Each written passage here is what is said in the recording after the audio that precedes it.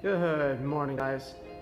So I woke up, I was sick. I think everybody in the world is sick right now. So I came down to the shop anyways because I wanted to go through my thoughts on the QRJ now that I've driven the car. When we did the Christmas video, I noticed a huge difference between on, off, on throttle response.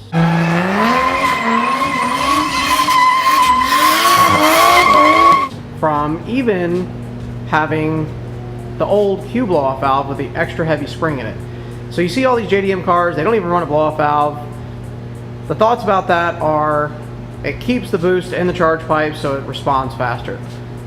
So what was explained to me by Tile was that what you're actually getting is, yes, the boost is still in the charge pipes, but the other thing is that boost is also trying to spin the turbocharger the other direction, so you're actually getting a stall effect as well. So when you hear that choo-choo-choo that everybody loves with, turbo noises, you're actually hearing the turbo trying to stall and slow down.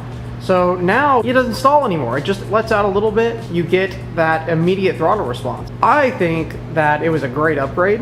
I did see at first under, like, let's say low throttle, when it just starts coming into boost, if you let out and the charge pipes aren't really super full of like 10 psi plus, the only reason I'm seeing any kind of difference is because it is venting some of the boost pressure out when you do that. But that's what's best for the turbocharger and the thrust, so that you don't get in and out movement on your shaft, your turbo shaft. My thoughts on the QRJ is that it is rad. It's super cool because it's modular. It seems under full throttle, full load situations that it is more responsive than a heavily sprung standard blow-off valve. That's my thoughts of the QRJ. I think it's a great blow-off valve. I'm glad that I switched. I think you guys should check it out, especially if you're thinking about getting rid of your generic blow-off valve or even a standard vent to atmosphere blow-off valve. That way, you guys can get the benefits of this thing as well. So check it out. I'll put the link to this thing in the description again. I know I put it in a previous video, but give you guys another chance to pick one of these things up from Tile. Great purchase. I'm super happy with it. Let's get on with what's next.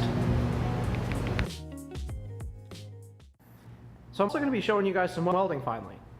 What do you know? The welder who actually welds. So with coming down here today, I know I said I was sick. I really don't feel great, but I had a guy with kind of an emergency. He cracked his muffler to his diesel truck, I believe. He lost a hanger and it ended up cracking one of the welds. So what we're going to do is go ahead and weld that back up for him, because I guess it's a discontinued part. And I think I'm going to make a little brace for it as well to keep it from cracking again in the same place. I'll probably do the opposite side as well. So I'll show you guys that. I'm going to strap the GoPro to my welding helmet, so you guys can just come along with me on the journey of welding. This will be your introduction to welding on this channel. Let's get to it.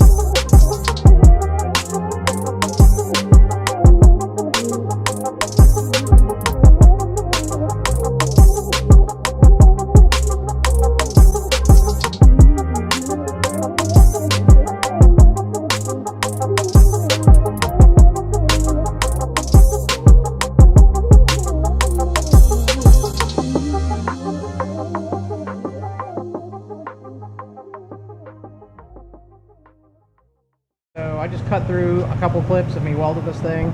Basically it came in and it was cracked around here, so we went ahead and welded all the way around.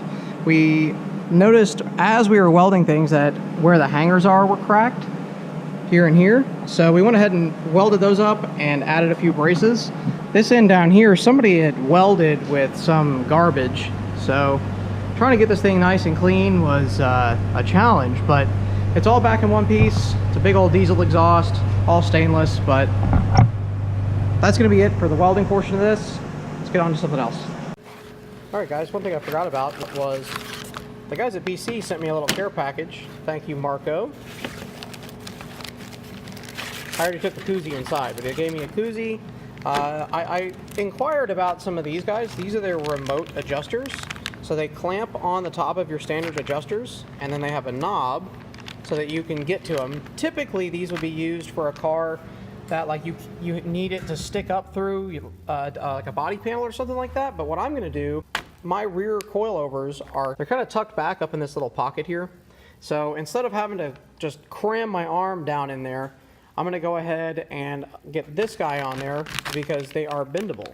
So you can see they're very flexible and they still function exactly the way they're supposed to.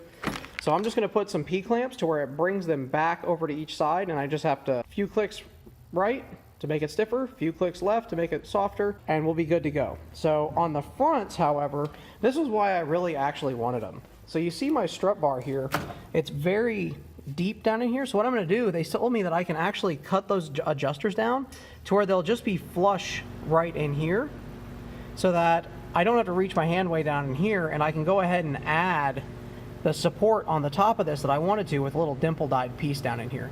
So it'll be sticking up to about right here, and I'll be able to get my turn on. That'll make life a lot easier for adjusting the front coilovers, stiffer or softer. Real easy. I can actually get some more rigidity out of this by closing this top, because you can see that everything's coming in from kind of the back. Normally you'd want it to come in here. It wouldn't clear the hood if I had moved it up to the front here. So I went ahead and wrapped it around the back, and that's why it does the way that it does. But if I can go ahead and close this top off, it'll make this much more rigid and keep the front end tied together a little bit better. So I really have to thank BC. They've been really great to work with this year. Stuff like this, it's little stuff. You know, koozies and a little license plate frame and an adjuster, it goes a long way, because like, so working on your race car in a competitive type field, what ends up happening is you kind of get flustered. So if you can't easily see where you've adjusted your coilovers, you can get flustered, turn one side the wrong way, and then your car is not going to do right. So having little stuff like this, thank you BC. I really appreciate all your support for 2018. I'm really looking forward to seeing what we can do in 2019. Thanks again, guys. I really appreciate it.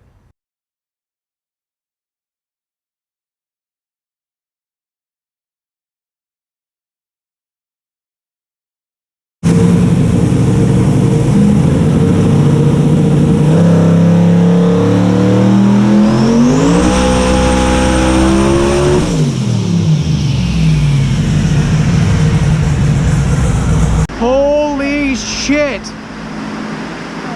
M5 is some serious stuff. My eyes are melting out of my head. It's too much. That just reset the dyno record. Gas 2,700 plus horsepower. I'll take you guys over here in just a second. Here. 2,700? 2736. Yeah, that's good. That's the new record. Badass.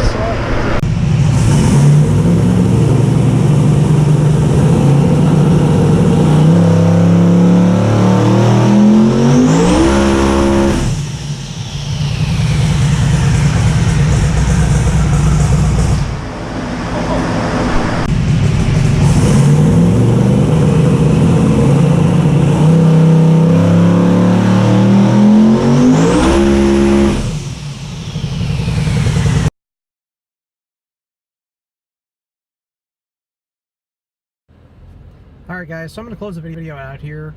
I'm ready to head to the house. I really hope you guys enjoyed seeing some of the things happening around the shop.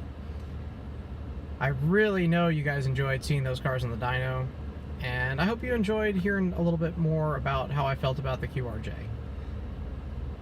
Alright, so make sure you like the video, comment down below if there was something that you really liked, or if there's something else that you'd like to see. If you liked watching this kind of stuff around the shop, there's going to be a lot more coming, so stay tuned. Smash that subscribe button and turn on post notifications so you know when I drop some new videos. Hopefully I'll see you guys soon. Peace.